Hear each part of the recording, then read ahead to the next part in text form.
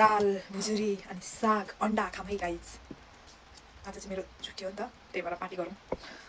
यो भात चाहिँ जापानको भात हो, त्यही भएर जापानको चामलको भात चाहिँ अलिक बानी नहुनेहरूलाई चाहिँ गाह्रो हुन्छ खान, किनभने यो एकदम स्टिकी हुन्छ नि त। पानी चाहिँ खानु कसो अब नेवारीको साग।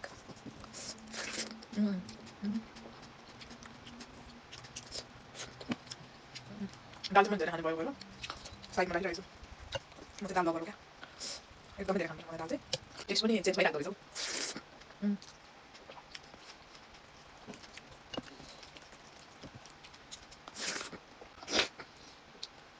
यो चाहिँ नपाएको हुन्छ नि राखेँ यस्तो मिलाएर खानु साह्रै मिठो।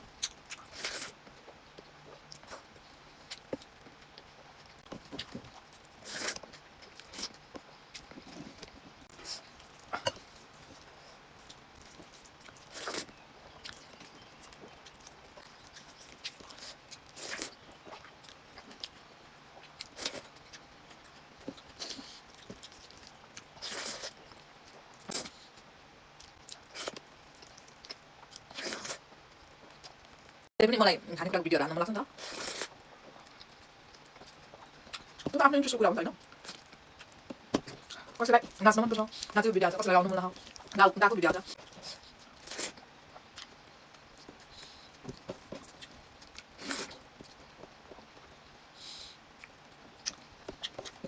लेमन सक्यो लेमन लिएर आउँछु है।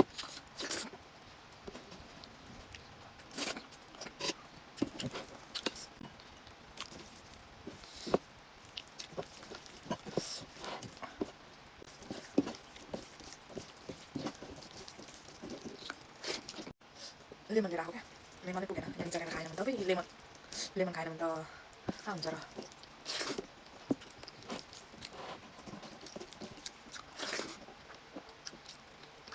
मान्छे चाहिँ अब नेटमा कसैले के हेर्छ होइन, तर म चाहिँ प्रायः जस्तो जेमा पनि क्या टिकटकमा होस् युट्युबमा होस् खाएकै मात्रै प्रायः भिडियो खाएको पकाएको।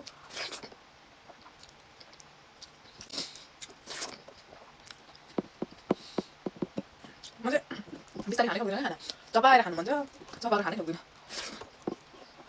एक दुईचोटि चपाएर निदिहाल्नु त्यस्तो हुन्छ मेरो। मलाई हेर त्यही भात खान यत्रो काम गर्दै खाँदा पनि 10 मिनट पनि लाग्दैन नि।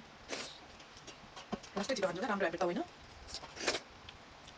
मिठो भयो सक्यो। खानेकुरा खाइसकेपछि चाख्नुपर्छ क्या, काट्यो भने चाहिँ खानेकुरा च्याख्न लाग्छ अरे।